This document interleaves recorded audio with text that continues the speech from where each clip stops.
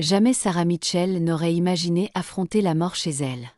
Suite à un accident qui l'avait laissée infirme, elle se retrouvait piégée dans son ranch du Wyoming alors que l'hiver s'installait.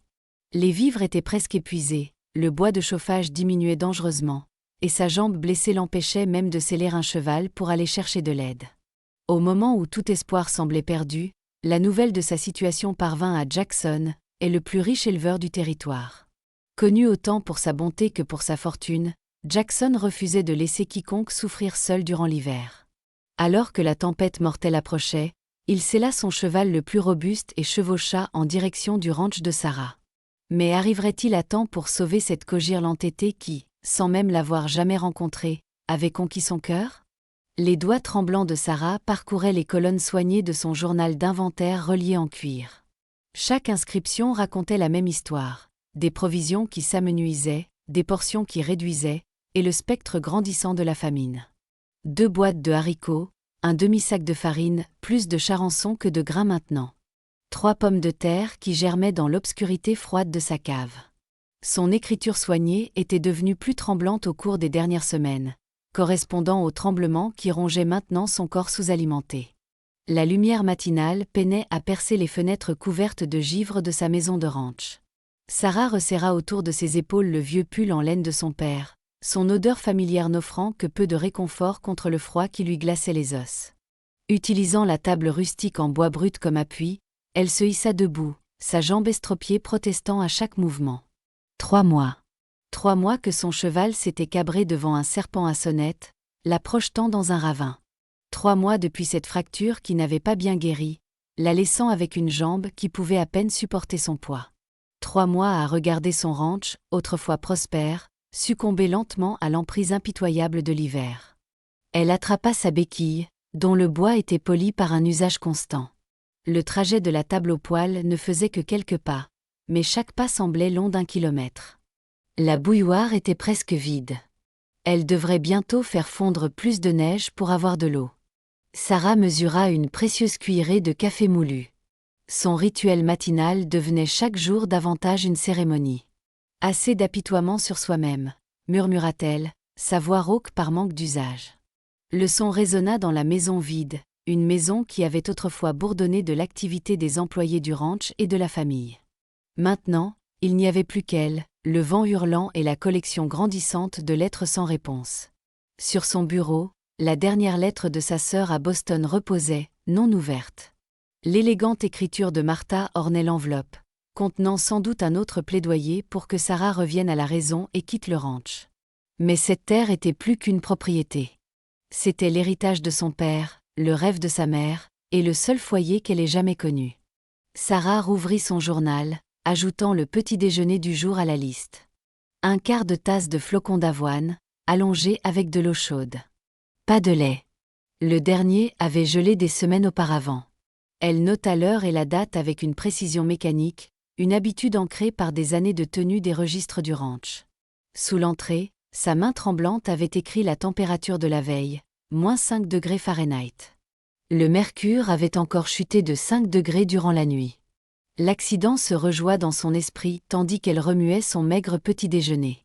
Elle vérifiait la clôture du pâturage éloigné, une tâche routinière qu'elle avait accomplie des centaines de fois. Le serpent à sonnette était apparu de nulle part, un éclair d'écaille sous le soleil d'automne. Son cheval, habituellement stable comme un roc, s'était cabré de panique. La chute elle-même était floue, mais elle se souvenait du son.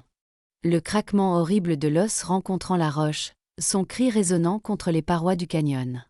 Elle s'était traînée sur près de 5 kilomètres jusqu'à la maison du ranch, sa jambe laissant une traînée cramoisie dans la poussière. Le temps qu'elle atteigne de l'aide, l'infection s'était installée.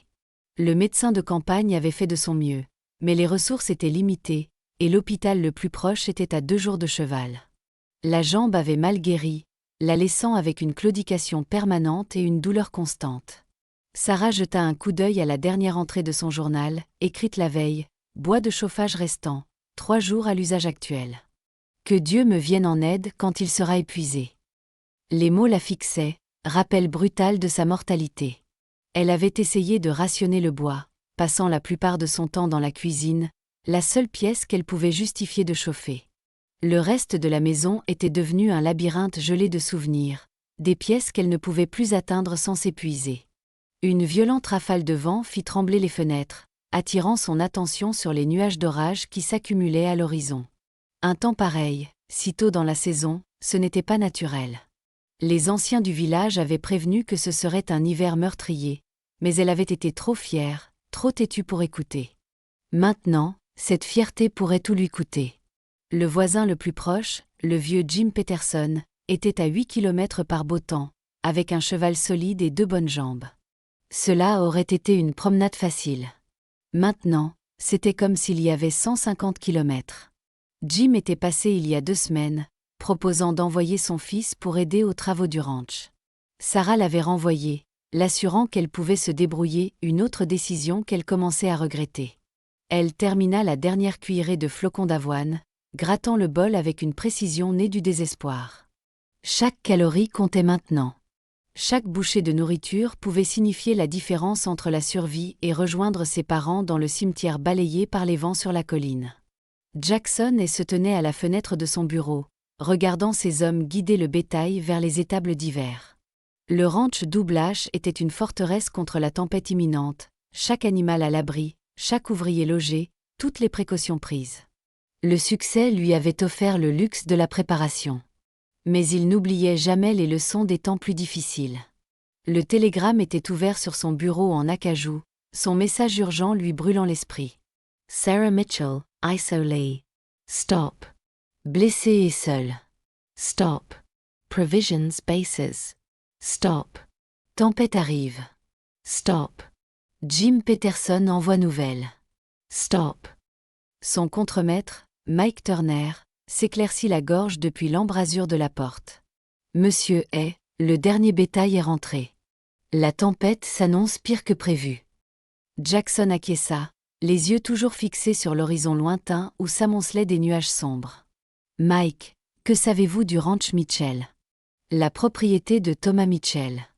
Sa fille Sarah le gère maintenant. Bonne exploitation, ou du moins, elle l'était avant son accident. J'ai entendu dire qu'elle est trop fière pour accepter de l'aide. Mike s'approcha, lisant le télégramme à l'envers. Vous ne songez pas à y aller, n'est-ce pas? Par ce temps? Cette question ramena Jackson 15 ans en arrière, à une autre tempête hivernale et à une autre éleveuse obstinée. Sa sœur, Marie, avait été tout aussi fière, tout aussi déterminée à se débrouiller seule. On l'avait trouvée trop tard, gelée dans son lit après que le bois de chauffage se soit épuisé. Ce souvenir hantait encore ses rêves. « Préparez mon équipement d'hiver », dit Jackson, son ton ne laissant place à aucune discussion. « Et scellez Thomas.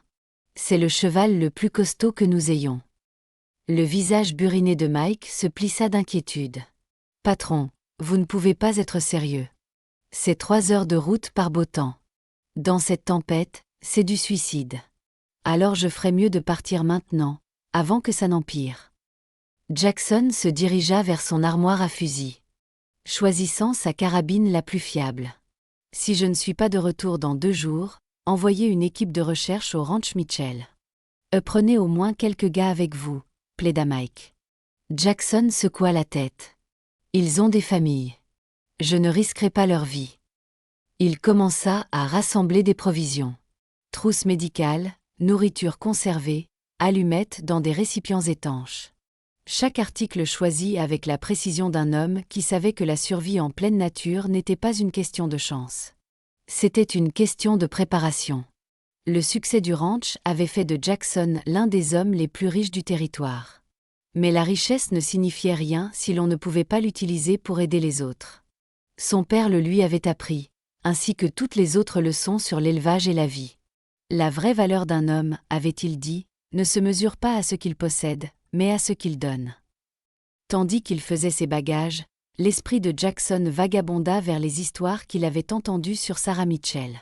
Elle avait repris le ranch à 25 ans à la mort de son père, transformant une modeste exploitation en l'un des programmes d'élevage les plus respectés du territoire.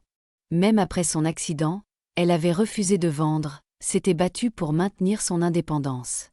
Ce genre de détermination exigeait le respect et justifiait l'aide, qu'elle le veuille ou non. Le souvenir de la dernière lettre de sa sœur refit surface, importun. Je vais bien, Jack. Arrête de t'inquiéter autant. Je peux gérer un hiver seul.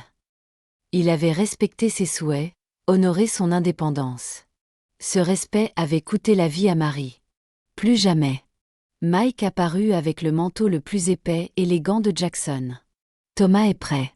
La cuisinière vous a préparé du café chaud dans une bouteille isotherme.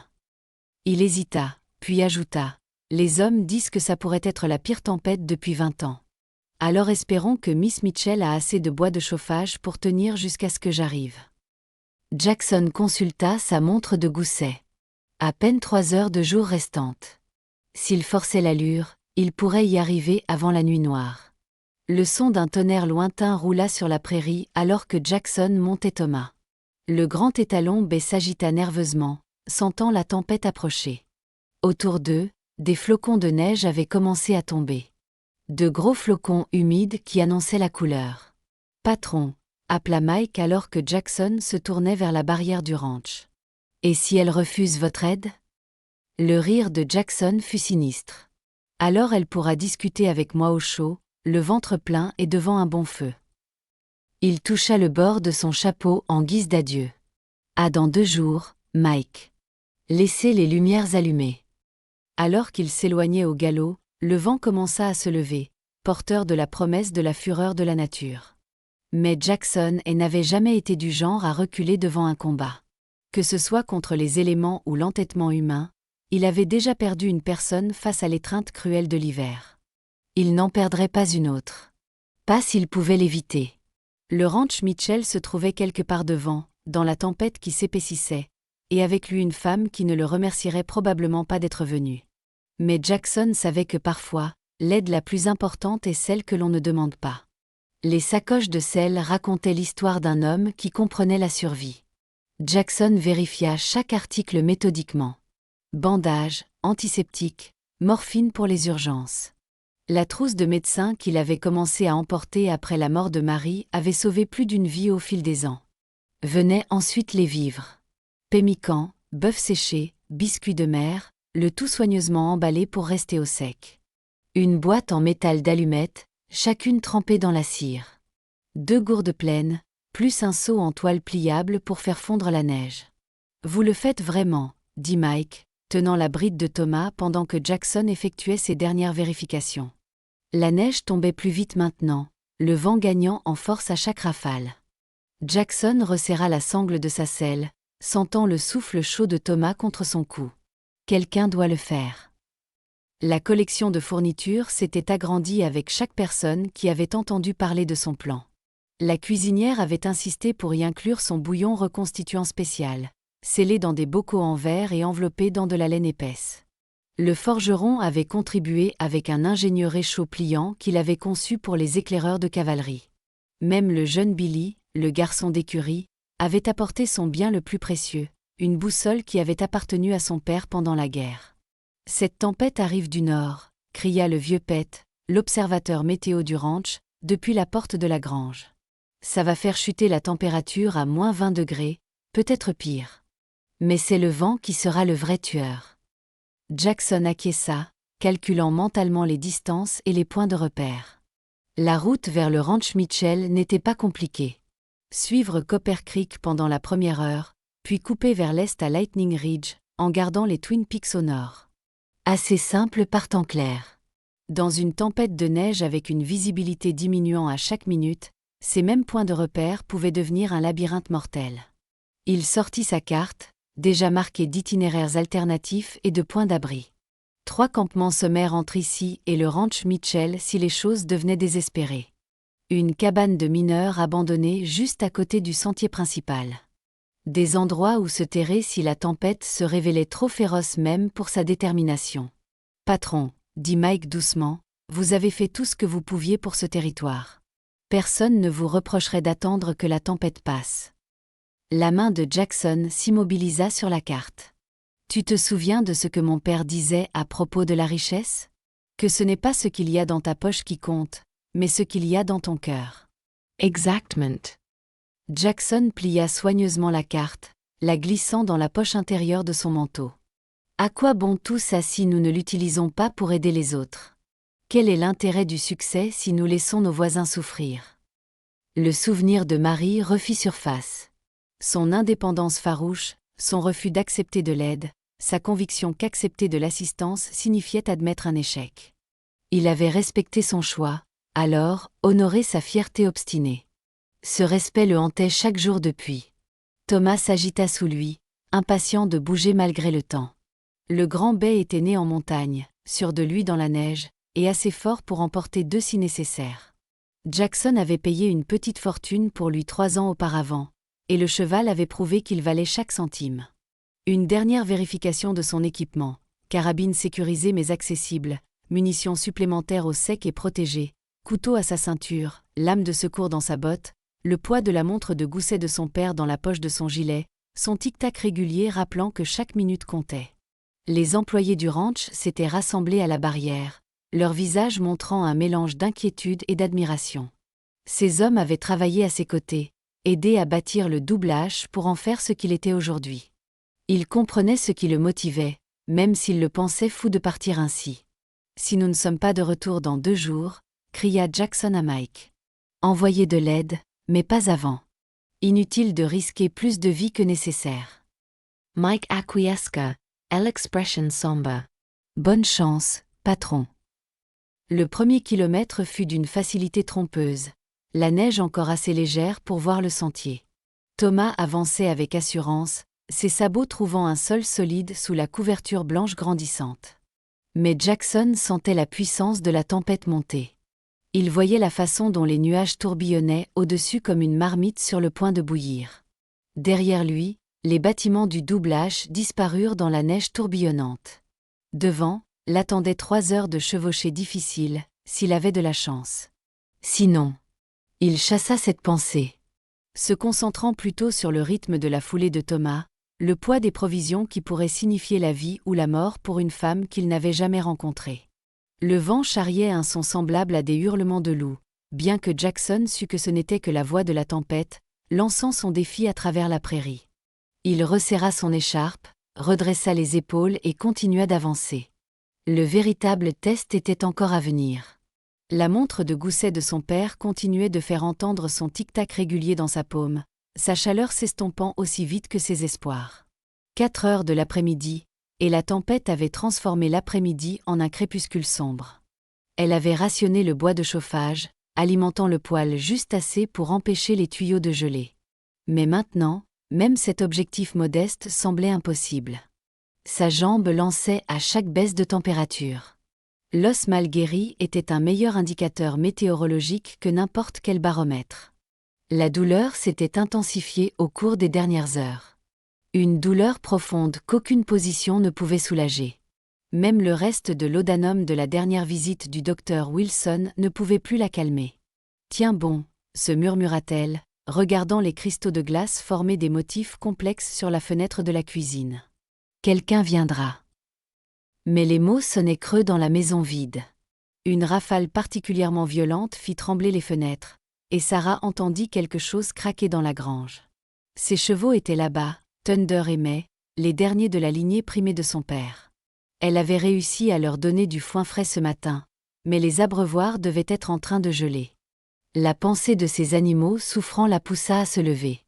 Utilisant les meubles comme appui, elle se dirigea vers le crochet où pendait son lourd manteau. Chaque pas envoyait des douleurs fulgurantes dans sa jambe, mais Sarah avait appris à travailler malgré la douleur. C'était bouger ou mourir, et elle n'était pas prête à mourir. « Allez, ma vieille », murmura-t-elle en attrapant sa béquille. « Juste jusqu'à la grange et retour. Tu peux le faire. » La distance jusqu'à la grange n'avait jamais semblé aussi vaste. Dans son esprit, elle voyait son père faire cette même marche des milliers de fois, par tous les temps. Le premier devoir d'un éleveur est envers ses animaux, avait-il toujours dit. Même le jour de sa mort, il avait insisté pour vérifier les chevaux une dernière fois. Sarah ouvrit la lourde porte, et le vent faillit la renverser. La neige lui cinglait le visage comme des aiguilles, et sa mauvaise jambe flancha. Elle se rattrapa au chambranle de la porte, respirant difficilement. La grange n'était qu'à 50 mètres, mais par ce temps, cela aurait pu être 50 kilomètres. Le premier pas dans la neige envoya une décharge de froid à travers sa botte. Au troisième pas, elle ne sentait plus ses orteils. La béquille s'enfonçait continuellement dans les congères qui s'épaississaient, faisant de chaque mouvement une bataille. Mais Sarah Mitchell n'avait pas survécu à 3 mois d'isolement et de blessures en abandonnant facilement. À mi-chemin de la grange, le monde se mit à tourner. Elle s'était limitée à un petit repas par jour, essayant d'étirer la nourriture restante, et sa faiblesse la rattrapait. Des taches noires dansaient à la lisière de sa vision, et le froid semblait lui pénétrer jusqu'aux os. Juste quelques pas de plus, haltatait-elle. Mais son corps avait d'autres idées. Sa jambe blessée céda complètement, l'envoyant s'étaler dans la neige. La chute lui coupa le souffle, et pendant un instant, tout ce qu'elle put faire fut de rester là, à regarder la neige tourbillonner au-dessus d'elle. La montre de gousset était tombée de son manteau lors de la chute. Elle la voyait luire dans la neige, juste hors de portée. La voix de son père résonna dans sa mémoire. « Le temps est la seule chose que tu ne peux pas rattraper, ma petite Sarah. Utilise-le sagement. » Utilisant la béquille comme levier, elle réussit à se mettre à genoux. La montre continuait de faire tic-tac. Elle le remarqua en la récupérant. Elle donnait toujours l'heure exacte malgré tout. Comme son père l'avait été, comme elle essayait de l'être, fiable, stable, inarrêtable. Mais en levant les yeux vers la grange, toujours à 20 mètres de distance, Sarah ressentit quelque chose qu'elle ne s'était pas permis de ressentir depuis des mois. Le désespoir. Ses vêtements étaient déjà trempés, ses doigts engourdis, ses forces s'amenuisant. Si elle ne retournait pas bientôt à la maison, elle n'y retournerait pas du tout.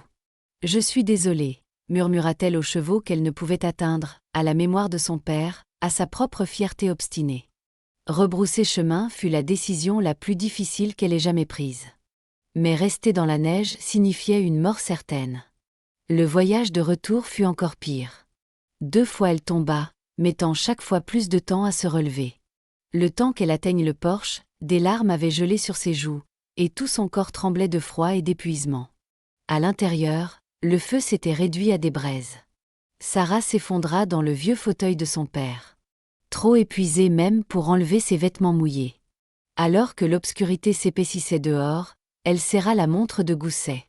Son tic-tac régulier était maintenant le seul son en dehors du vent hurlant. « S'il vous plaît », murmura-t-elle, sans savoir à qui elle s'adressait. « S'il vous plaît, aidez-moi. » La seule réponse de la tempête fut une autre rafale violente qui fit craquer toute la maison comme un navire sur le point de sombrer sous des vagues glacées.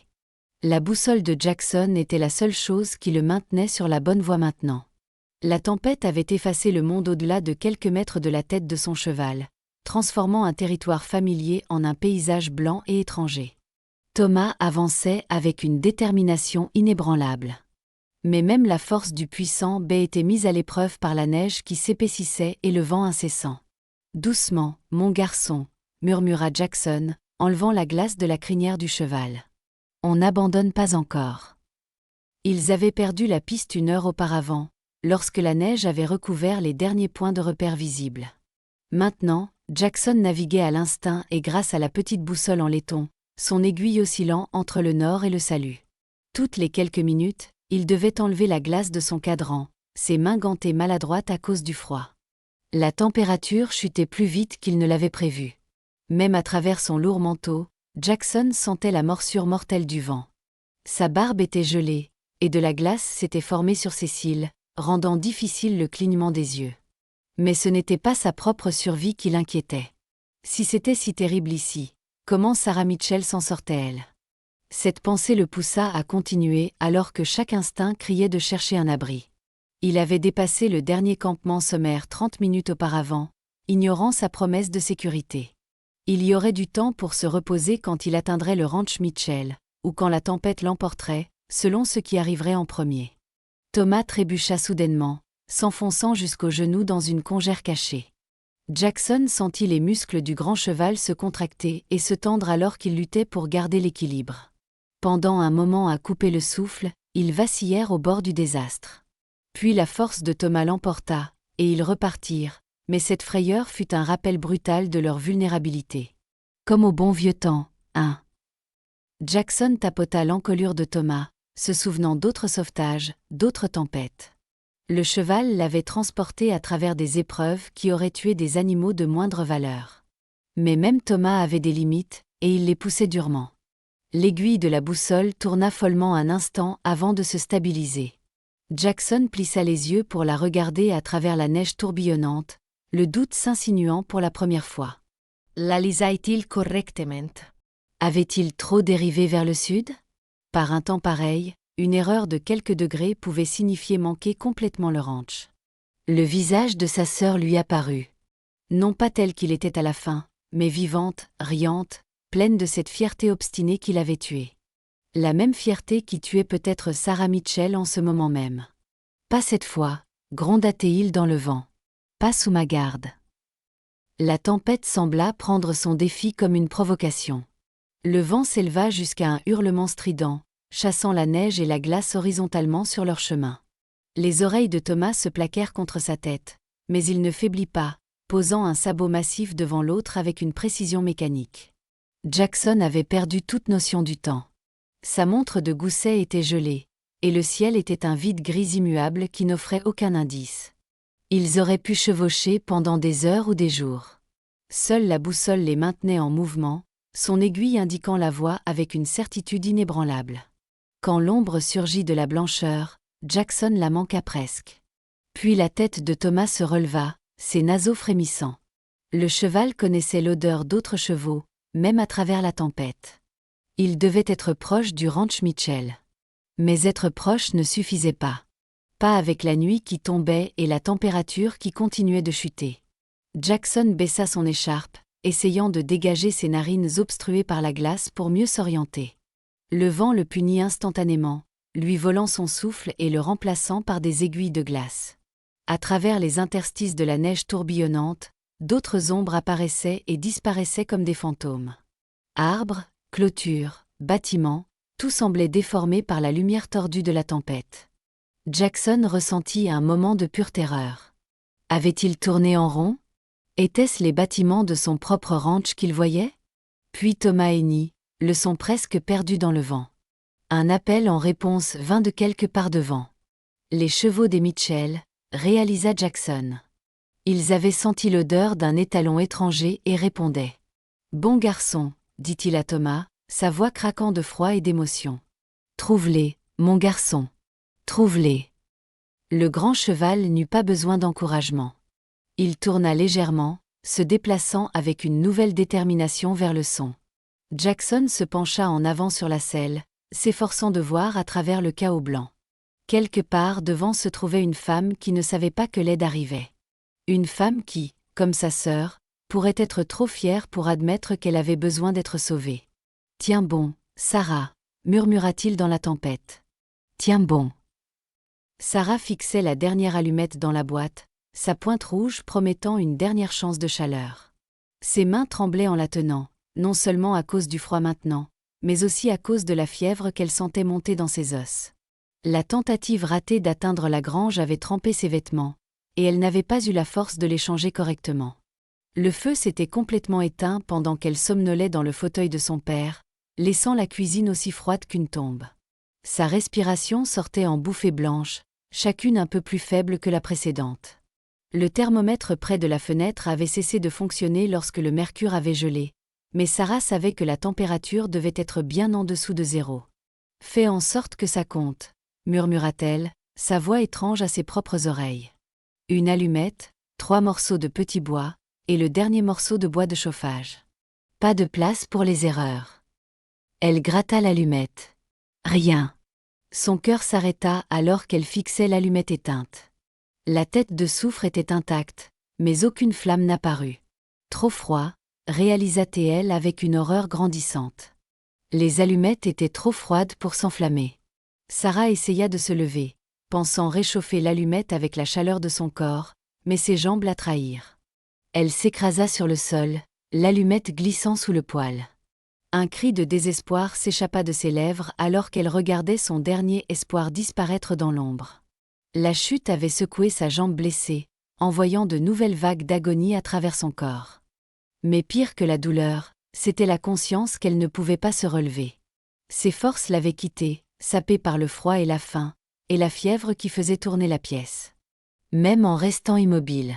« Lève-toi », se commanda-t-elle, la voix de son père résonnant dans sa mémoire. Les Mitchell n'abandonnent jamais.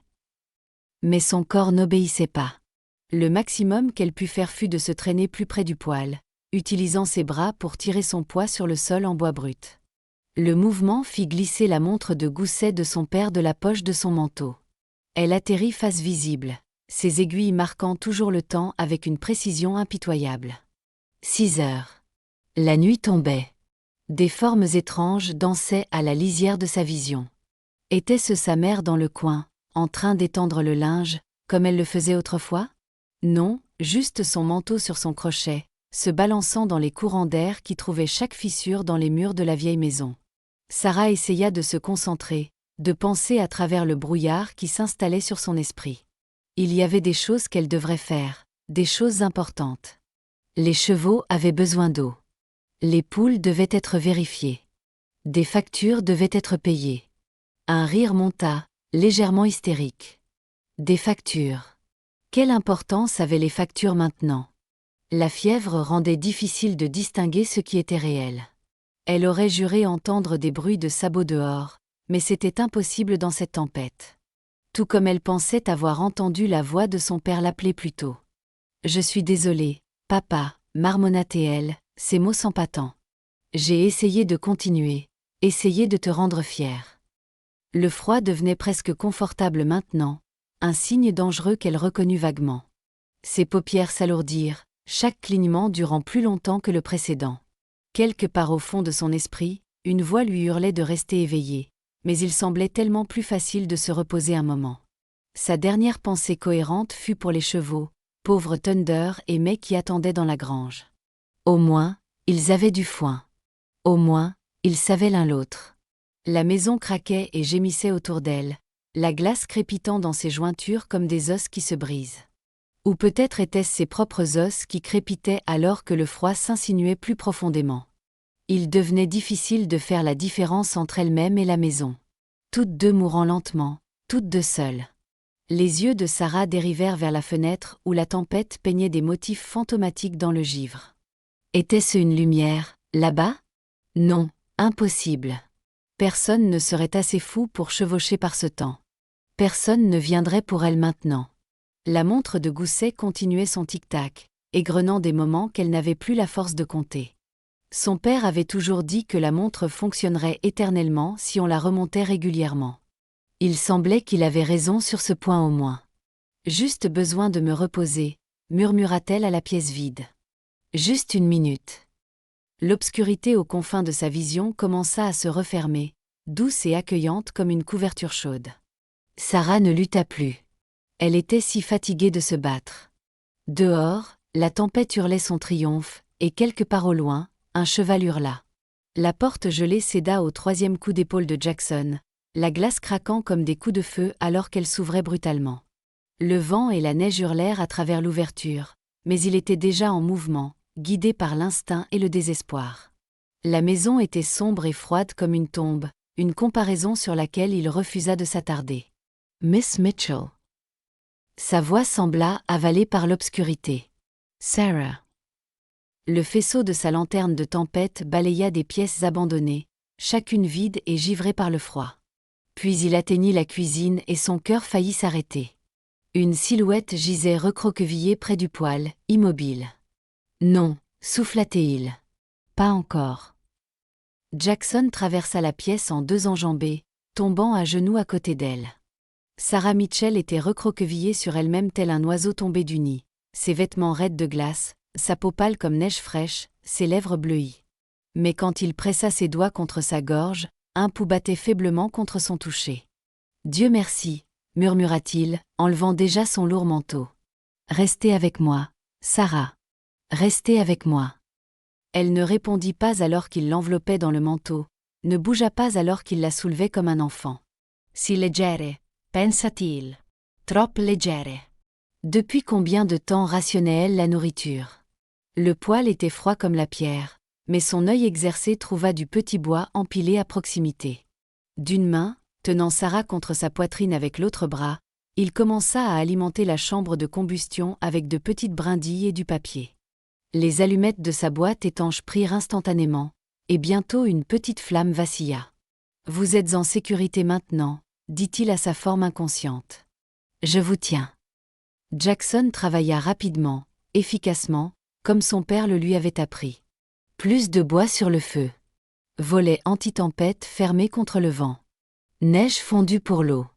Toutes les quelques minutes, il vérifiait son pouls. Soulagé de le trouver de plus en plus fort. Quand la couleur commença enfin à revenir à ses joues, il s'autorisa à respirer. Elle allait s'en sortir. Il n'était pas arrivé trop tard cette fois. Sarah remua, ses paupières palpitant. Jackson s'agenouilla à côté d'elle, prêt mais incertain. Aurait-elle peur, trouvant un étranger chez elle? Rejetterait-elle son aide comme Marie l'avait fait? Ses yeux s'ouvrirent, brillants de fièvre, mais se concentrant lentement sur son visage. « Êtes-vous » Sa voix était à peine un murmure. « Êtes-vous réel ?»« Aussi réel que possible, madame. » Il lui tendit une tasse d'eau tiède aux lèvres. « Petite gorgée maintenant. » Elle réussit à avaler 2 fois avant de détourner la tête. « Les chevaux, ils vont bien. J'ai d'abord vérifié la grange. Je leur ai donné de l'eau fraîche et plus de foin. » Qui Jackson est, du double H. Il ajusta les couvertures autour de ses épaules. Jim Peterson a envoyé un message concernant votre situation. Un froncement de sourcils plissa son front. Le riche. Malgré tout, il dut sourire. Coupable. Oh, je n'ai pas demandé d'aide. Chaque mot semblait lui coûter. Mais cette fierté des Mitchell se réaffirmait déjà. Non, vous ne l'avez pas fait. Jackson ajouta une autre bûche dans le poêle. Tout comme ma sœur n'a rien demandé. L'hiver où elle est morte. Cela la fit taire. À la lumière vacillante du feu, il pouvait la voir l'étudier, peser ses mots et sa présence. Pourquoi ? Demanda-t-elle finalement. Parce que la richesse ne signifie rien si on ne l'utilise pas pour aider les autres. Il soutint son regard fermement. Parce que personne ne devrait affronter l'hiver seul. Les yeux de Sarah se remplirent de larmes. Elle était trop faible pour les arrêter. J'ai essayé d'être forte. Vous êtes forte. La voix de Jackson était douce mais ferme. Assez forte pour survivre jusqu'à l'arrivée des secours. Assez forte pour laisser quelqu'un vous aider maintenant. Une bûche éclata dans le poêle, envoyant des étincelles dans la cheminée.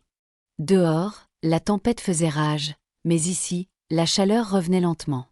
La respiration de Sarah s'était calmée, et une partie de la tension avait quitté son visage. « Reposez-vous » lui dit Jackson. « Nous pourrons parler davantage quand vous serez plus forte. » Elle s'endormait déjà, mais sa main trouva la sienne, la serrant faiblement. « Merci » murmura-t-elle.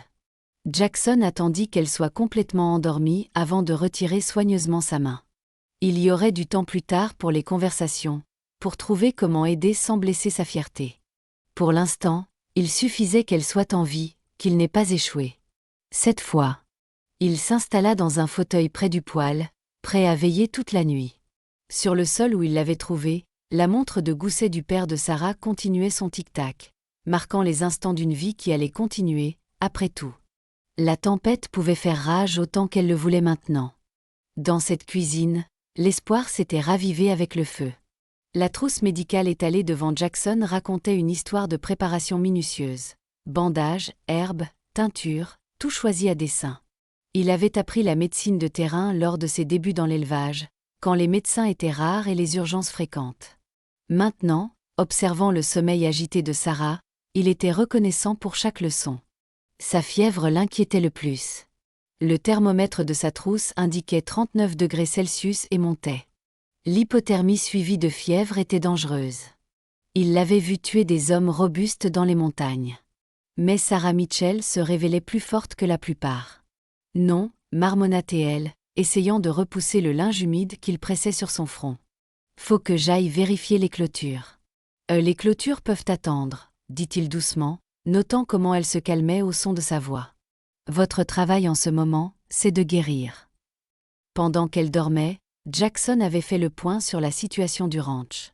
La cuisine racontait l'histoire de son rationnement minutieux, étagères presque vides, portions mesurées avec précision.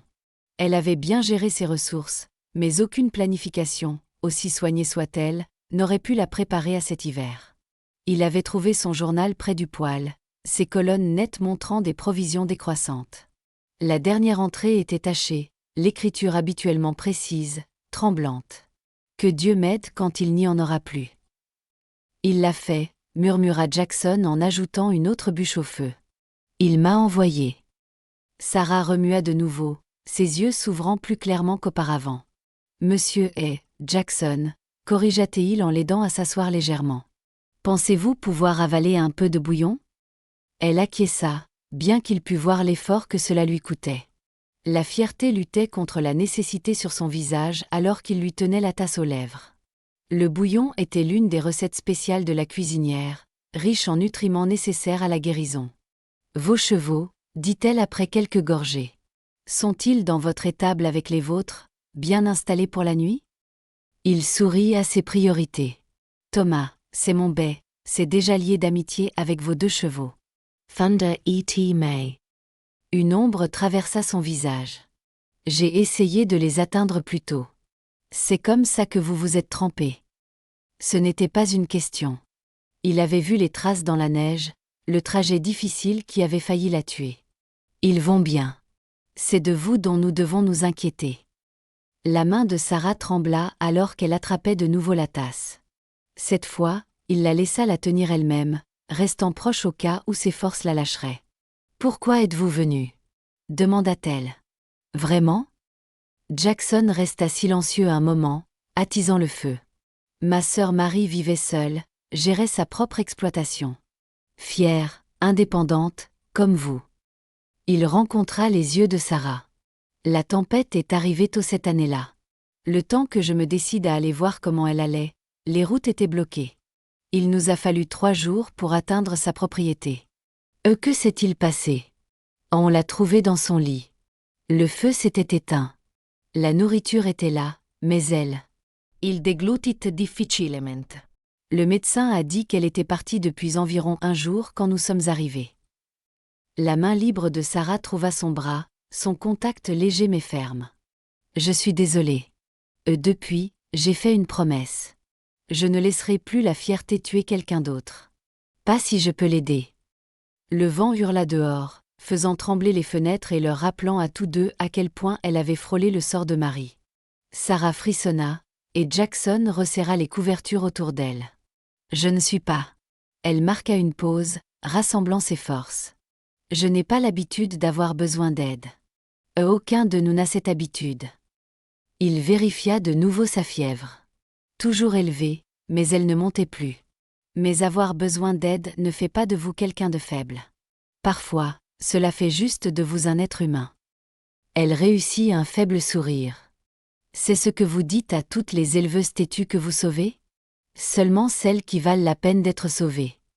Leurs regards se croisèrent, et quelque chose passa entre eux, de la compréhension, peut-être, ou le début de la confiance.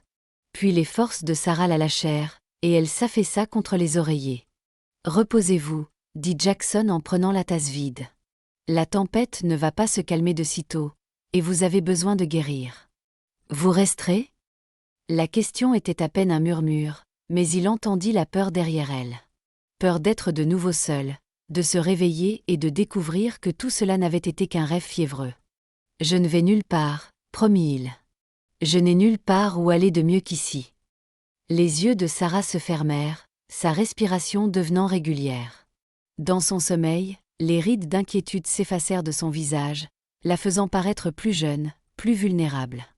Jackson se rassit dans son fauteuil, prêt pour une autre nuit de veille attentive. Dehors, la tempête faisait rage, mais elle avait perdu son pouvoir d'effrayer. Dans cette cuisine, avec le feu crépitant et Sarah dormant paisiblement, ils avaient créé une forteresse contre le froid. Et dans cette forteresse, quelque chose de nouveau prenait racine. Quelque chose qu'aucun d'eux ne s'attendait à trouver au cœur de l'hiver. L'aube se leva sur le 3e jour avec Sarah assise dans le vieux rocking chair de son père, les mains enroulées autour d'une tasse de café fumant. Du vrai café, provenant des réserves de Jackson, pas l'infusion claire qu'elle avait rationnée. Le simple plaisir de ce café lui monta aux yeux, des larmes qu'elle s'empressa de refouler. « Bon ?» demanda Jackson, sa propre tasse réchauffant ses mains alors qu'il s'appuyait contre le poêle. Le meilleur que j'ai bu depuis des mois. Elle prit une autre gorgée prudente, savourant la riche saveur. Quoique, c'est peut-être la faim qui parle. Son expression se durcit à sa tentative d'humour, et Sarah regretta immédiatement ses mots. Au cours des 2 derniers jours, alors que sa fièvre tombait et que ses forces revenaient lentement, elle avait appris à lire les ombres qui traversaient son visage lorsqu'elle mentionnait à quel point elle avait frôlé la mort. « Désolée, dit-elle doucement. Ce n'était pas drôle. Non, ça ne l'était pas. » Il posa sa tasse, vint s'accroupir à côté de son fauteuil. « Mais vous êtes en vie. C'est ce qui compte. » La lumière du matin éclaira son visage, et Sarah l'étudia attentivement pour la première fois depuis qu'il avait fait irruption chez elle. Des traits forts, burinés par le soleil et le vent, mais des yeux bienveillants qui voyaient trop de choses, peut-être, mais ne jugeaient pas. Pas ce qu'elle attendait de l'éleveur le plus riche du territoire. « Parlez-moi d'elle, dit soudain Sarah. Votre sœur. » Jackson resta silencieux. Si longtemps qu'elle crut qu'il ne répondrait pas. Puis il tira une chaise, s'installant avec l'air d'un homme se préparant à ouvrir une porte longtemps fermée. Marie elle était comme un rayon de soleil, brillante, chaleureuse et têtue comme une mule. Un sourire effleura ses lèvres. Elle pouvait amadouer le cheval le plus sauvage, charmer l'employé de ranch le plus revêche, mais elle avait sa fierté, n'acceptait pas un sou de personne, n'admettait pas quand elle avait besoin d'aide. « Ça me dit quelque chose », murmura Sarah. Elle gérait seule son exploitation après la mort de son mari, et s'en sortait très bien, d'ailleurs, jusqu'à cet hiver-là. Ses mains se crispèrent sur sa tasse. Je n'arrêtais pas de me dire que je devrais aller voir comment elle allait, mais elle avait été si catégorique sur le fait de gérer les choses elle-même. Je ne voulais pas l'insulter en débarquant sans y être invitée. Ce n'était pas votre faute. Si. Il la regarda dans les yeux. Je savais qu'elle était trop fière pour demander de l'aide. Je savais que la tempête arrivait, mais j'ai respecté son indépendance plus que je n'aimais sa vie. Sarah tendit la main, toucha son bras. Vous honoriez ses souhaits. Et maintenant, j'honore sa mémoire en ne faisant pas 2 fois la même erreur. Il couvrit sa main de la sienne. Quand le message de Jim est arrivé à votre sujet, je n'ai pas hésité une seconde. Je ne pouvais pas. Le contact de sa main envoya une chaleur à travers elle qui n'avait rien à voir avec le café ou le feu crépitant. Sarah se surprit à remarquer d'autres choses. La force douce de ses doigts, la façon dont sa présence emplissait la cuisine de quelque chose de plus que de la simple chaleur corporelle. J'ai réfléchi, dit Jackson en retirant lentement sa main. À propos de votre ranch. Sarah S.L. tendit. Ça y est, l'offre de rachat, de prise de contrôle. Elle avait entendu des rumeurs selon lesquelles elle rachetait des propriétés en difficulté, bien que les histoires disent toujours qu'il était juste à ce sujet. Je ne vends pas, dit-elle fermement. À sa surprise, il rit. Je n'allais pas le suggérer. Je pensais plutôt à un partenariat. Un partenariat ? Votre programme d'élevage est légendaire. Les meilleurs quartiers horse sur 3 territoires. Mais vous avez besoin d'aide. Au moins jusqu'à ce que cette jambe guérisse correctement. Il leva une main alors qu'elle commençait à protester. Pas de charité, des affaires. Nous combinons nos troupeaux, partageons le travail et les profits. Votre savoir, mes ressources. Sarah cligna des yeux, décontenancée. Ce n'était pas du tout ce à quoi elle s'attendait. Pourquoi voudriez-vous vous associer à une femme infirme qui a failli mourir d'entêtement ? Parce que cette femme a aussi réussi à maintenir son ranch en activité seule pendant 3 mois avec une mauvaise jambe et des provisions qui s'amenuisaient. Parce qu'elle préférerait geler en essayant d'atteindre ses chevaux plutôt que de les laisser sans soin. Ses yeux croisèrent les siens. Parce que quelqu'un d'aussi déterminé, d'aussi capable, ferait un sacré partenaire. La proposition flottait entre eux. Pleine de possibilités. Qu'aucun d'eux n'était prêt à nommer.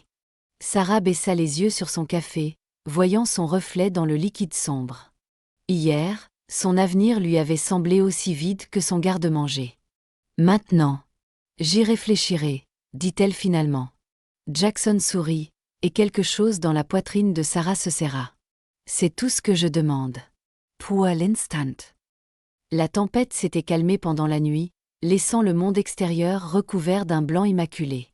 Mais dans la cuisine, où l'on partageait café et possibilités, quelque chose dégelait définitivement. L'acte de propriété du ranch reposait sur la table de la cuisine entre eux, son papier jauni témoignant de générations de fierté et de persévérance Mitchell. Sarah traça du doigt la signature de son père en écoutant l'avertissement de Jackson concernant la tempête approchante. « Celle-ci est pire que la dernière », dit-il en étalant une carte météorologique qu'il avait apportée de ses sacoches de sel. 3 jours de fortes chutes de neige, des températures tombant à -30 degrés au-dessous de zéro.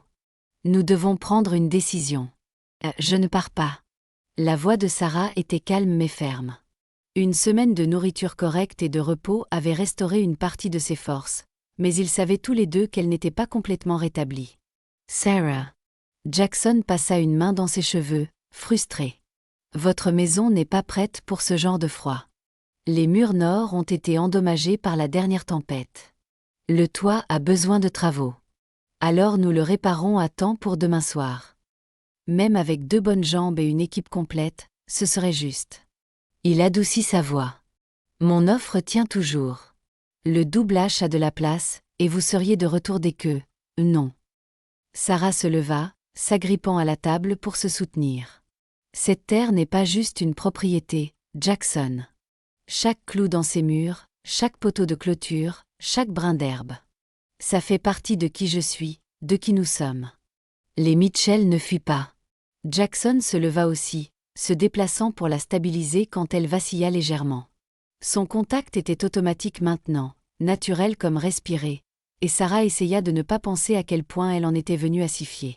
« Votre père voudrait que vous soyez en sécurité. » dit-il doucement. « Mon père voudrait que je me batte. » Elle croisa son regard. « Vous savez ce que c'est, Jackson. Cette terre vous entre dans le sang, devient une partie de vous. » Il ne répondit pas immédiatement, et Sarah sut qu'il pensait à son propre ranch, bâti de rien pour devenir un empire. L'acte sur la table portait peut-être le nom de sa famille, mais la passion dans sa voix était quelque chose qu'il comprenait jusqu'à la moelle. « Très bien, » dit-il finalement. « Alors nous nous battons. Mais nous le faisons intelligemment. » Un soulagement l'inonda, suivi rapidement par la lassitude. « Que voulez-vous dire ? J'ai des fournitures au double H qui pourraient aider. Meilleure isolation, matériaux de toiture. Je peux demander à Mike de les apporter aujourd'hui avec quelques hommes pour aider aux réparations. » Jackson, pas de charité. Il la coupa. Considérez cela comme un investissement dans notre futur partenariat. Si vous décidez d'accepter mon offre, bien sûr. Sarah se laissa retomber sur sa chaise, l'étudiant. Au cours de la semaine passée, elle avait appris que Jackson était une force de la nature à part entière. Inarrêtable une fois qu'il s'était mis quelque chose en tête, mais jamais écrasant. Il offrait de l'aide de manière à laisser sa dignité intacte, son indépendance respectée. « La tempête arrive, que nous soyons prêts ou non, » continua-t-il. « Laissez-moi vous aider à protéger ce qui est à vous. » Une rafale de vent fit trembler les fenêtres, soulignant ces mots. Sarah regarda autour d'elle dans la cuisine, le tas de bois qu'il avait reconstitué, les provisions qu'il avait renouvelées, les petites réparations qu'il avait déjà effectuées. Il avait tout fait sans fanfare ni attente, simplement parce que cela devait être fait. « 2 conditions, dit-elle finalement. Les lèvres de Jackson tressaillirent. « Nommez-les. Je veux aider aux réparations. Pas question de rester assise à l'intérieur pendant que d'autres travaillent sur mon ranch. Tant que vous n'en faites pas trop. Et la seconde ? » Sarah prit une profonde inspiration. « Rester pendant la tempête. Je ne veux plus l'affronter seule. » Quelque chose vacilla dans les yeux de Jackson. Du soulagement, peut-être, ou quelque chose de plus profond. « C'est ce que j'avais prévu. Même des chevaux sauvages ne pourraient pas m'entraîner loin d'ici. » Le moment s'étira entre eux, plein de choses inexprimées. Puis une autre bourrasque secoua la maison, les ramenant au présent urgent. « Je vais envoyer un message à Mike, » dit Jackson, se dirigeant déjà vers la porte. « Nous avons environ 8 heures de jour pour barricader cet endroit. » Sarah le regarda partir, sa main reposant toujours sur l'acte de propriété. Le papier semblait chaud sous ses doigts, vivant d'histoire et de promesses. Dehors, les nuages s'amoncelaient de nouveau, sombres et lourds de menaces. Mais cette fois, Elle ne les affrontait pas seule. Cette fois, elle avait un partenaire, même si aucun d'eux n'était prêt à définir exactement ce que cela signifiait. Le journal de Sarah reposait ouvert sur ses genoux, ses pages remplies de bien plus que de simples comptes de ranch. Maintenant, entre les colonnes soignées de chiffres et les listes de provisions, elle avait commencé à écrire sur d'autres choses. La façon dont l'équipe de Jackson travaillait avec une efficacité tranquille, la légèreté inattendue dans sa poitrine quand elle entendait ses pas sur le porche, la certitude croissante que quelque chose dans son monde avait changé de manière irréversible. « À quoi penses-tu » La voix de Jackson la tira de son écriture. Il se tenait dans l'embrasure de la porte, la neige fondant sur ses épaules, lui tendant une tasse de café comme une offrande de paix. « Celle-ci valent bien plus qu'un sou, » répondit-elle en acceptant la tasse. Leurs doigts s'effleurèrent lors de l'échange, un contact qui envoya une chaleur à travers elle qui n'avait rien à voir avec la boisson chaude. Ce doivent être des pensées profondes. Il s'installa dans le fauteuil à côté d'elle, son propre café fumant dans l'air frais. Les réparations progressaient. Une nouvelle isolation dans les murs rendait déjà la maison plus chaude. Mais il pouvait encore voir leur souffle dans le froid matinal. « Je pensais à l'accident, » dit Sarah lentement. À quel point les choses auraient pu être différentes si j'avais simplement écouté les signes avant-coureurs ce jour-là. Jackson attendit, lui laissant l'espace pour trouver les mots. C'était autre chose qu'elle avait remarqué chez lui. Il savait quand pousser et quand simplement rester immobile. Thunder, mon cheval. Il agissait bizarrement ce matin-là, nerveux. J'aurais dû faire attention, mais j'étais trop concentrée sur le travail à faire. Elle traça le bord de son journal. Trop fière pour admettre que peut-être je forçais trop, essayant de prouver que je pouvais tout faire seule. Nous sommes tous passés par là, dit Jackson doucement. Après la mort de mon père, j'ai failli m'épuiser au travail en essayant de prouver que je pouvais diriger le doublage seul. La fierté est une dangereuse associée dans un ranch. Comment avez-vous appris à lâcher prise ? De la même manière que vous le faites maintenant. La vie a une façon de nous enseigner les leçons difficiles. Il sourit légèrement.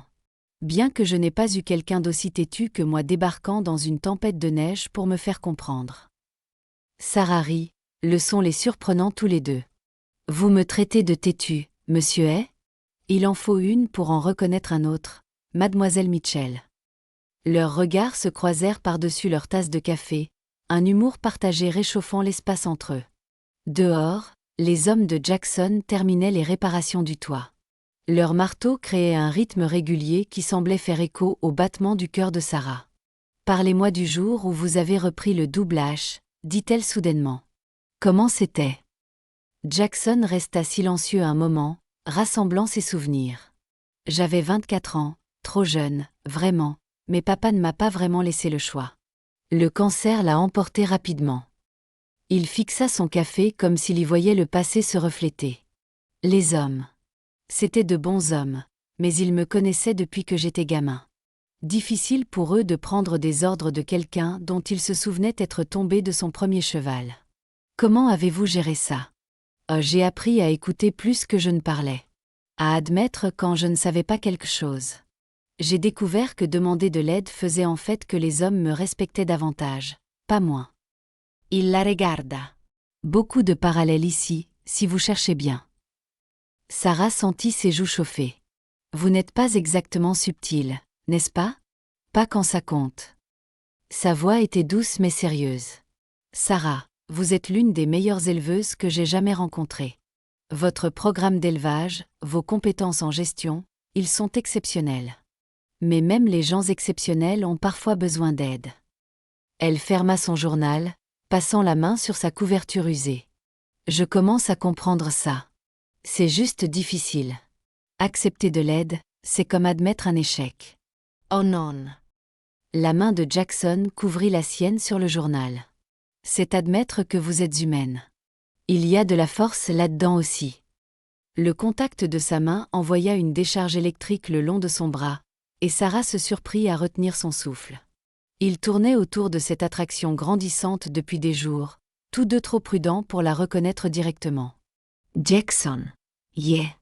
Un cri de l'extérieur l'interrompit. Mike, le contremaître de Jackson, l'appelait. Quelque chose à propos de la tempête approchante. Jackson serra sa main une fois avant de la relâcher. Gardez cette pensée, dit-il en se levant. Nous avons du travail à finir avant que ce temps ne frappe. Sarah le regarda partir, sa main picotant encore là où il l'avait touchée. Dans son journal, la page blanche attendait des mots qu'elle n'était pas tout à fait prête à écrire. Mais ils venaient. Comme la tempête à l'horizon, comme le changement des saisons, certaines choses ne pouvaient être retenues éternellement. La vieille horloge sur la cheminée reprit vie sous les mains expertes de Jackson, son battement de cœur restauré emplissant la cuisine d'un son que Sarah n'avait pas entendu depuis avant la première tempête.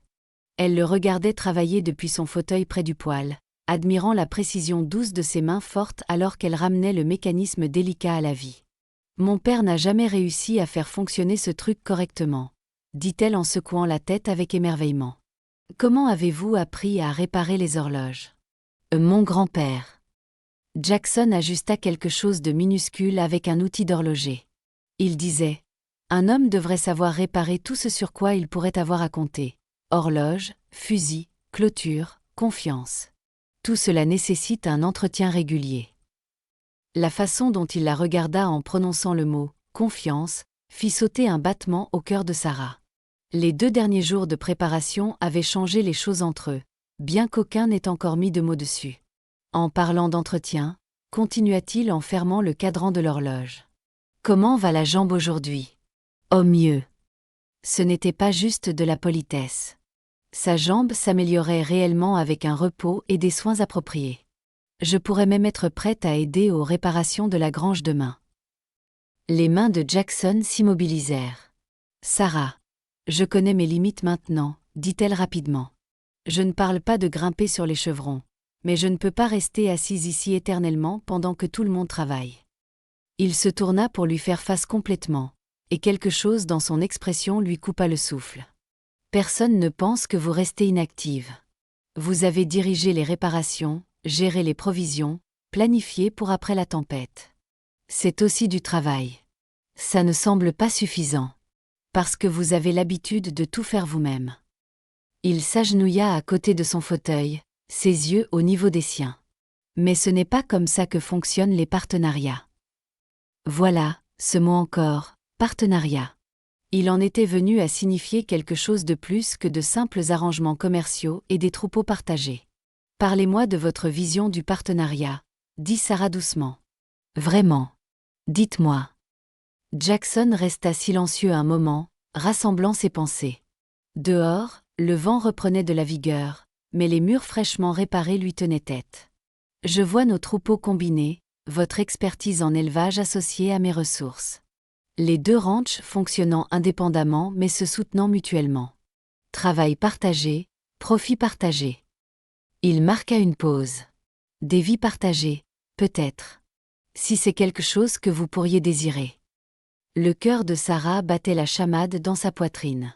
« C'est une sacrée proposition commerciale, monsieur Hay.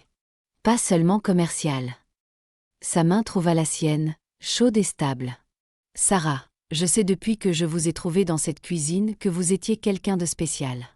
Quelqu'un qui pourrait m'égaler, me défier, me rendre meilleur que je ne le suis seul. Oh Jackson, laissez-moi finir. » Son pouce traça des cercles sur sa paume, envoyant des frissons le long de son bras. « Je ne demande rien pour l'instant. Vous avez besoin de temps pour guérir, pour retrouver votre équilibre. Mais je veux que vous sachiez que lorsque vous serez prête, je serai là. Quoi que vous vouliez que cela devienne. » L'horloge continuait son tic-tac régulier en arrière-plan alors que Sarah regardait leurs mains jointes. Une semaine auparavant, elle mourait dans cette même cuisine, trop fière pour demander de l'aide. Maintenant, elle envisageait non seulement d'accepter de l'aide, mais de joindre sa vie à celle de l'homme qui la lui avait offerte. « Je ne suis pas douée pour dépendre des gens, » dit-elle finalement. « Je ne vous demande pas de dépendre de moi. Je vous demande de marcher à mes côtés. » Sa main libre vint toucher sa joue. « Il y a une différence. » Ce contact déclencha quelque chose chez Sarah. Un besoin qu'elle avait retenu. Une faim qui n'avait rien à voir avec la nourriture.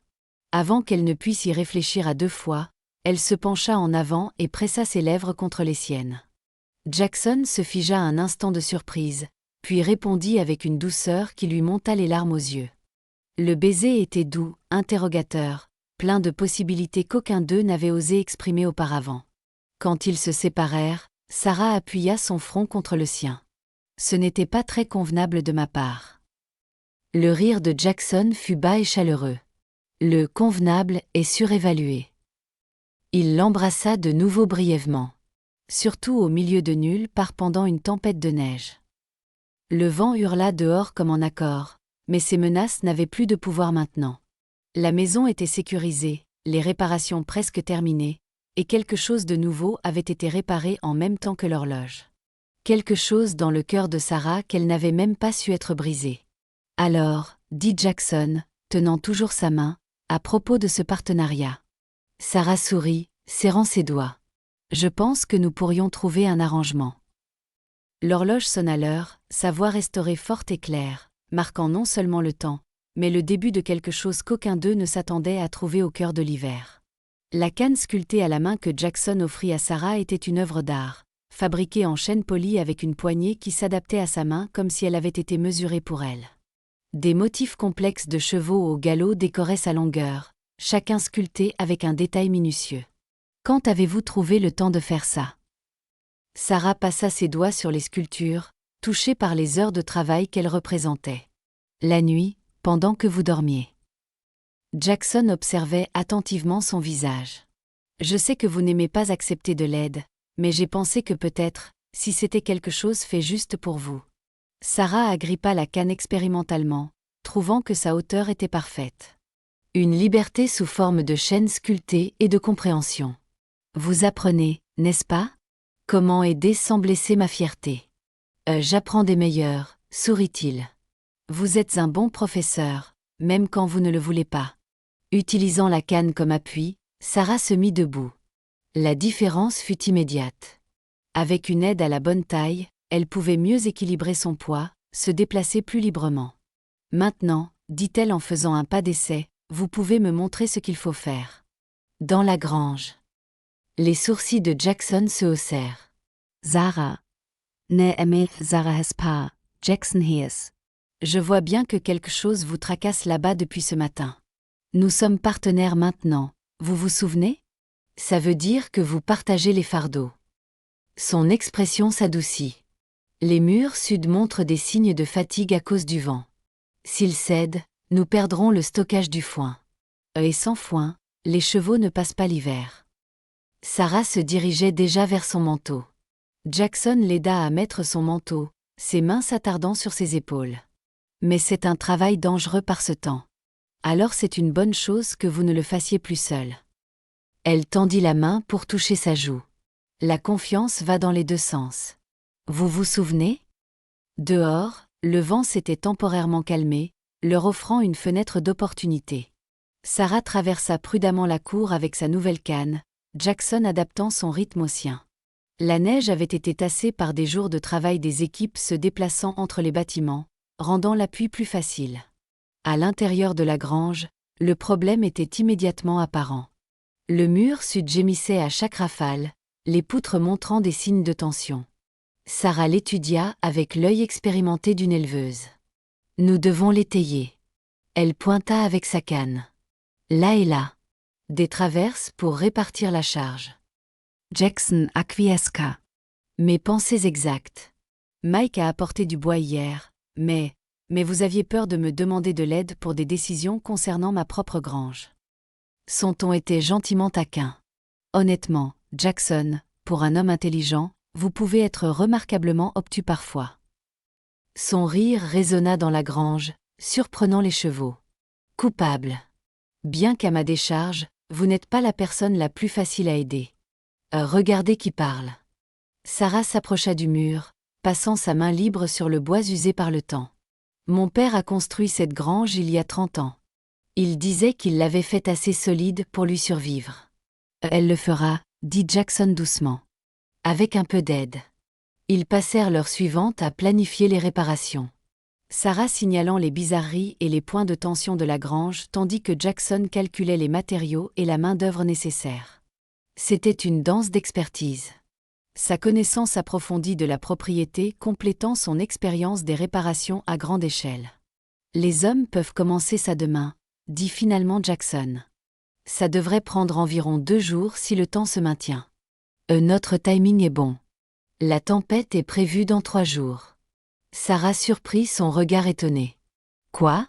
Vous pensez être le seul à savoir lire les signes météorologiques? Oh, je pense que vous êtes incroyable. Les mots semblèrent lui échapper avant qu'il ne puisse les arrêter. Sarah sentit ses joues chauffer. Vous dites ça juste parce que je sais comment étayer un mur de grange. Je le dis parce que c'est vrai. Jackson s'approcha, une main venant lui caresser la joue. Parce que chaque jour je trouve de nouvelles raisons d'être heureux d'avoir chevauché dans cette tempête. Oh, même si je suis têtu? Sa main libre se crispa sur son manteau, le tirant plus près. Surtout parce que vous êtes têtu. Son sourire était tendre. Assez têtu pour survivre jusqu'à ce que j'arrive. Assez têtu pour me garder honnête. Assez têtu pour vous assurer que ce partenariat soit égal. Leur baiser fut interrompu par le bruit de chevaux approchant. Mike et l'équipe de travail arrivant avec des fournitures. Sarah recula à contre-cœur, redressant son manteau. Partenaires égaux, dit-elle fermement. À partir de maintenant. Jackson acquiesça, comprenant tout ce qu'elle ne disait pas. Le mur serait réparé, la tempête bravée, le ranch préservé ensemble, comme il se doit. La canne sculptée dans la main de Sarah n'était plus seulement un support. C'était un symbole de la façon d'aider avec amour, d'accepter avec dignité, et de la façon dont 2 cœurs têtus pouvaient trouver la force en partageant leur fardeau. Le premier crocus perçant à travers la neige fondante attira l'œil de Sarah alors qu'elle et Jackson parcouraient la ligne de clôture. Elle s'arrêta, s'appuyant sur sa canne pour lui montrer la minuscule fleur violette. Première fleur du printemps, dit-elle doucement. Papa disait toujours que c'était la manière de Dieu de promettre que l'hiver ne dure pas éternellement. Jackson serra sa main, sa poigne chaude malgré le froid persistant dans l'air. Votre père semble avoir été un homme sage. Il vous aurait apprécié. Sarah se redressa, testant son poids sur sa jambe en voie de guérison. Une fois qu'il aurait dépassé le truc du riche éleveur. Et combien de temps cela aurait-il pris? Les yeux de Jackson pétillèrent d'amusement. Oh, à peu près aussi longtemps que ça m'a pris. Elle lui sourit. Bien que vous ayez eu l'avantage d'un sauvetage spectaculaire en votre faveur. La semaine passée avait apporté des améliorations progressives mais constantes. La grange réparée avait tenu bon face à la dernière tempête, qui s'était avérée plus clémente que prévu. La jambe de Sarah guérissait mieux avec un repos et des soins appropriés, et le ranch montrait des signes de reprise partout où il regardait. En parlant de spectaculaire, dit Jackson en l'aidant à franchir un passage difficile. Mike a apporté les registres d'élevage du double H ce matin.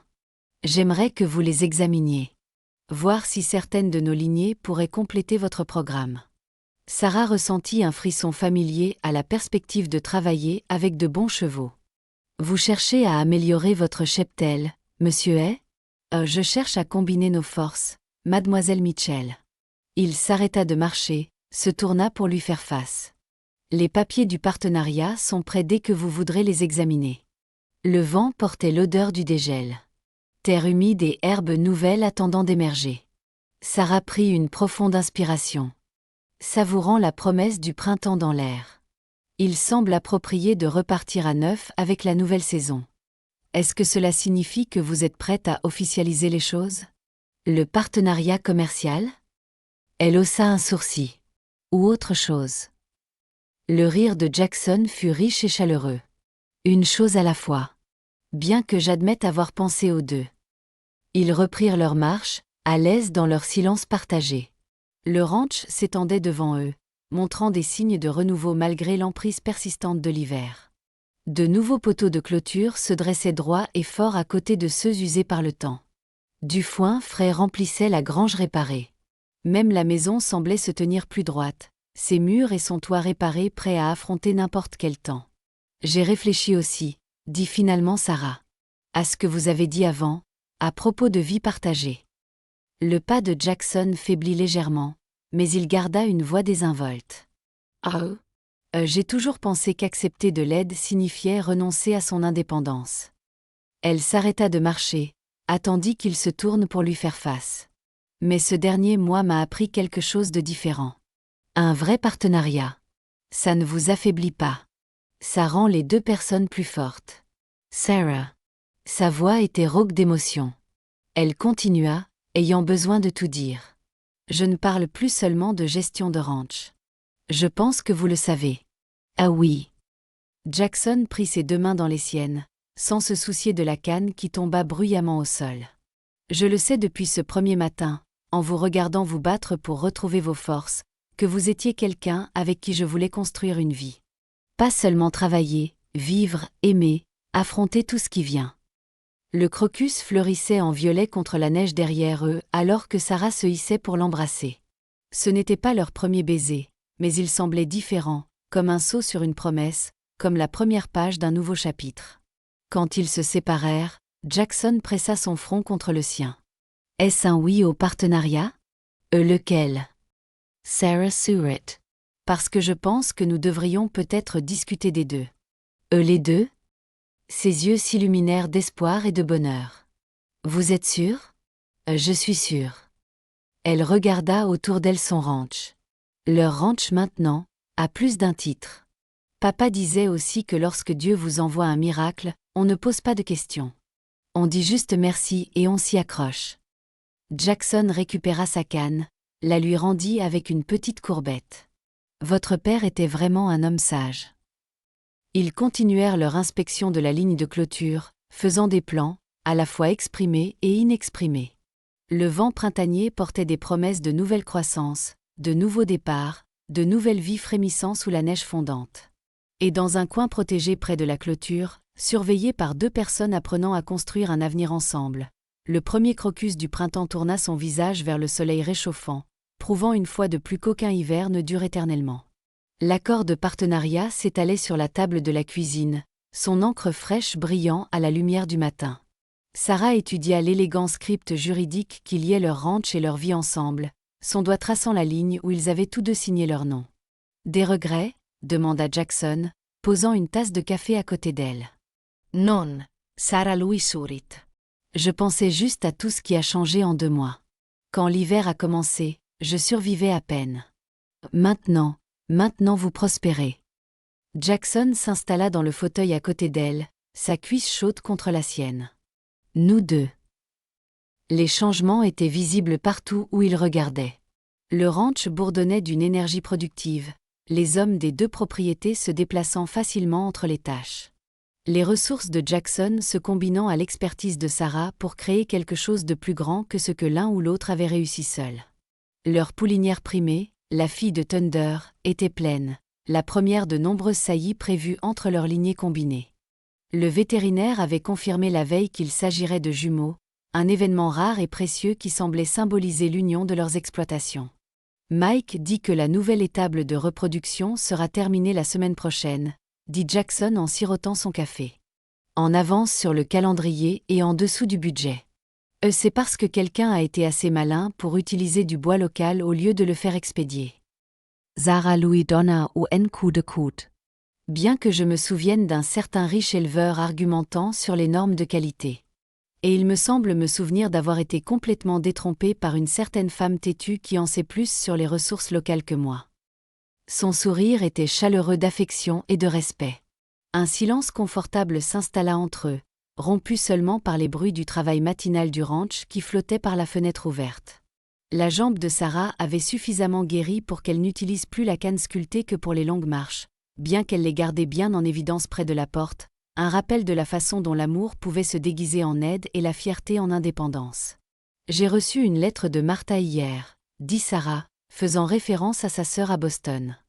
Elle prévoit de venir cet été. Dit qu'elle doit rencontrer l'homme qui a réussi à s'associer à sa sœur têtue. Devrais-je m'inquiéter? Terrifiée. Sarah rit. Elle est encore plus déterminée que moi.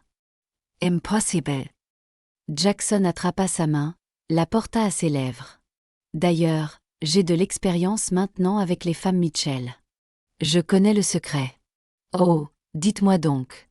Respecter leurs forces, soutenir leurs rêves, et les aimer exactement comme elles sont. Ses yeux croisèrent les siens. Le reste se fait tout seul. Le cœur de Sarah se gonfla d'une émotion qui la surprenait encore par son intensité. Il y a 2 mois, elle considérait l'acceptation de l'aide comme une faiblesse. Maintenant, elle comprenait que la vraie faiblesse avait été de se priver de la chance d'un tel partenariat, un partenariat fondé sur un respect égal, des objectifs partagés et une profonde compréhension. Une agitation à l'extérieur attira leur attention. Par la fenêtre, ils pouvaient voir l'un des nouveaux employés lutter avec un jeune poulain. Sans en discuter, ils se levèrent tous les deux et se dirigèrent vers la porte, se déplaçant de la manière synchronisée qu'ils avaient développée. « Vous vous souvenez quand ça aurait été juste vous qui vous en seriez occupé ?» demanda Jackson alors qu'ils traversaient la cour. « Vous vous souvenez quand vous auriez juste envoyé de l'argent pour résoudre le problème ?» rétorqua Sarah.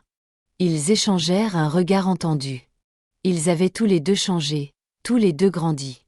Sarah avait appris à accepter l'aide sans renoncer au contrôle. Jackson avait appris que la richesse ne remplaçait pas l'implication personnelle. Le poulain se calma rapidement sous leur approche combinée. L'expertise douce de Sarah soutenue par la présence stable de Jackson. Alors qu'il le regardait s'éloigner en gambadant, Sarah sentit un profond contentement s'installer en elle. « On est bien ensemble », dit-elle doucement. « Mieux que bien. » Le bras de Jackson se glissa autour de sa taille. « On est fait l'un pour l'autre. » La matinée printanière s'étendait devant eux, pleine de possibilités. Le ranch, autrefois en difficulté sous le poids de l'indépendance obstinée de Sarah, prospérait maintenant avec un objectif commun. L'accord de partenariat sur la table n'était que du papier. La véritable transformation résidait dans la façon dont ils avaient appris à mélanger leurs forces, à compenser les faiblesses de l'autre et à créer quelque chose de plus fort que ce que l'un ou l'autre aurait pu construire seul. « Alors, » dit Jackson alors qu'il retournait à la maison, à propos de cet autre partenariat dont nous discutions. Le rire de Sarah traversa la cour du ranch, éclatant de bonheur et de promesses. Certaines transformations, semblait-il, n'étaient que le début de changements encore plus grands à venir. L'alliance attrapa la lumière du matin alors que Sarah ajustait la selle de Thunder. Sa simple bande d'or témoignait de tout ce qui pouvait changer en un an. La jument se tenait patiemment, ses poulains jumeaux gambadant à proximité sous l'œil vigilant de leur père, le Thomas de Jackson. « Prête pour ça ?» La voix de Jackson vint de derrière elle, chaude de fierté et d'amour. « N'est prête. » Sarah se mit en selle avec une aisance consommée, sa jambe autrefois blessée maintenant assez forte pour monter. Première conduite de bétail en tant que partenaires officiels à tous égards. Ils avaient choisi cette date délibérément, exactement 1 an après que Jackson eut bravé une tempête de neige pour sauver une éleveuse têtue de sa propre fierté. Maintenant, sous un ciel d'automne clair, ils s'apprêtaient à mener ensemble leur troupeau combiné au marché. « Sacrée différence par rapport à l'année dernière », dit Jackson en montant Thomas. Le grand étalon Bay avait engendré plusieurs poulains prometteurs avec les juments de Sarah, leur lignée se mélangeant aussi harmonieusement que la vie de leur propriétaire. Sarah regarda autour d'elle leur ranch transformé. De nouveaux bâtiments se dressaient fièrement à côté de ceux restaurés. Un bétail en bonne santé paissait dans des pâturages bien entretenus. Les hommes des 2 ranchs travaillaient ensemble comme une seule équipe. Leur loyauté gagnée par le respect et un traitement équitable. « Vous souvenez-vous de ce que vous m'avez dit ce premier matin ?» demanda-t-elle. À propos de la richesse qui ne signifie rien si on ne l'utilise pas pour aider les autres. Jackson acquiesça, amenant Thomas aux côtés de Thunder. « Je le comprends mieux maintenant », continua Sarah. « Ce n'est pas seulement une question d'argent. C'est une question de toutes les sortes de richesses que nous avons. Connaissance, expérience, amour. Elles ne signifient quelque chose que lorsqu'elles sont partagées. Regardez qui devient philosophe sur ses vieux jours, la taquina Jackson, s'attirant une tape enjouée de sa femme. Mike arriva au galop, touchant le bord de son chapeau. « Tout est prêt, patron. » Il marqua une pause, souriant. « Patrons. » Ils avaient gardé les 2 noms de ranch, le Double H et le Ranch Mitchell, mais les exploitaient désormais comme une seule unité. Leur mariage, 6 mois auparavant, n'avait fait qu'officialiser ce que tout le monde savait déjà. Ces 2 personnes, comme leur ranch, étaient plus fortes ensemble que séparées. L'air matinal portait des relents divers approchants, leur rappelant comment leur histoire avait commencé. Mais cette année, ils étaient préparés. Leur grange était pleine, leurs bâtiments sécurisés, leur cœur certain de leur chemin ensemble. Miss Mitchell, Monsieur Hay, appela le jeune Billy, qui n'était plus seulement un garçon d'écurie, depuis la ligne de clôture. Les troupeaux bougent. Sarah et Jackson échangèrent un regard plein de sens. Puis, avec la synchronisation d'une longue pratique, ils tournèrent leurs chevaux vers le bétail qui attendait. La conduite les mènerait devant l'endroit où Sarah était tombée, où sa fierté solitaire avait failli tout lui coûter. Ils y avaient construit un abri maintenant, une halte pour d'autres voyageurs qui pourraient avoir besoin d'aide par mauvais temps. « Vous savez à quoi je pensais » dit Jackson alors qu'ils chevauchaient. « À cet accord de partenariat que nous avons signé. »« Lequel ?» Les yeux de Sarah pétillèrent. « Celui des affaires ou celui personnel ?»« Les deux. » Il sourit. « Les meilleures affaires que j'ai jamais conclues. » Leurs chevaux se déplaçaient en parfaite harmonie, tout comme leur vie avait trouvé leur rythme. L'année écoulée avait apporté son lot de défis, bien sûr, des sceptiques qui remettaient en question leur partenariat non conventionnel, de vieilles habitudes d'indépendance qui nécessitaient un remodelage en douceur, le choc occasionnel de forte volonté. Mais ils avaient tout affronté ensemble. Chaque défi rendant leur lien plus fort. Le troupeau s'étendait devant eux. Le bétail Mitchell et se mélangeait. Leurs marques combinées, symbole d'unité. Les hommes chevauchaient en formation. Leurs mouvements rodés et précis. Tout fonctionnait comme il se devait. Comme une machine bien huilée. Papa serait fier, dit Sarah doucement. Pas seulement du ranch, mais de la façon dont on en est arrivé là. De ce que nous avons construit ensemble. Jackson tendit la main par-dessus l'espace entre leurs chevaux pour prendre la sienne. Il serait fier de vous, Sarah. De la façon dont vous avez appris qu'être forte ne signifie pas être seule, et de la façon dont vous avez appris qu'aider ne signifie pas prendre le contrôle. Elle serra ses doigts. Nous nous sommes bien enseignés mutuellement. Le soleil monta plus haut alors qu'ils chevauchaient, projetant leurs ombres devant eux sur la piste. Derrière, le ranch, sécurisé et prospère. Devant, leur avenir, aussi vaste que le ciel du Wyoming. Ils avaient bouclé la boucle, revenant à la saison où leur histoire avait commencé. Mais cette fois, l'hiver ne suscitait aucune terreur. Cette fois, ils l'affrontaient ensemble. Partenaires égaux dans le travail, dans l'amour, dans la vie. Prêts à chevaucher ? Demanda Jackson, bien qu'il connût déjà la réponse. Le sourire de Sarah était aussi brillant que l'anneau à son doigt. Avec toi, toujours. 5 ans plus tard, le portrait de famille trônait en bonne place au-dessus de la cheminée, capturant un moment de bonheur parfait. Sarah et Jackson étaient assis sur les marches du porche de leur maison de ranch. Leur fille de 3 ans, Emma, juchait entre eux. La canne sculptée qui avait autrefois symbolisé le rétablissement de Sarah servait maintenant d'accessoire dans les jeux de rôle infinis de leur fille. « Maman, raconte-moi encore l'histoire de la tempête. » Emma rebondissait sur les genoux de Sarah alors qu'ils étaient assis devant la cheminée, tandis que les vents d'hiver faisaient trembler les fenêtres. Des fenêtres différentes maintenant, remplacées et renforcées après que le succès de leur ranch combiné eut permis des améliorations. Encore. Sarah échangea un regard amusé avec Jackson, qui examinait des registres d'élevage à proximité. « Tu ne te lasses jamais de l'entendre ? » Jamais. Les yeux d'Emma brillaient. C'est comme un conte de fées, mais en vrai. Eh bien, alors. Sarah installa sa fille plus confortablement. Tout a commencé par une journée d'hiver un peu comme celle-ci. Jackson mit de côté son travail pour écouter, bien qu'il eût entendu l'histoire d'innombrables fois. Il l'avait façonnée au fil des ans en quelque chose qui contenait toutes les vérités importantes tout en restant approprié pour de jeunes oreilles. Une histoire sur la fierté et la force, sur l'aide et l'espoir, sur 2 personnes têtues apprenant que l'amour valait le risque de faire confiance. Le ranch Mitchell était devenu légendaire dans le territoire.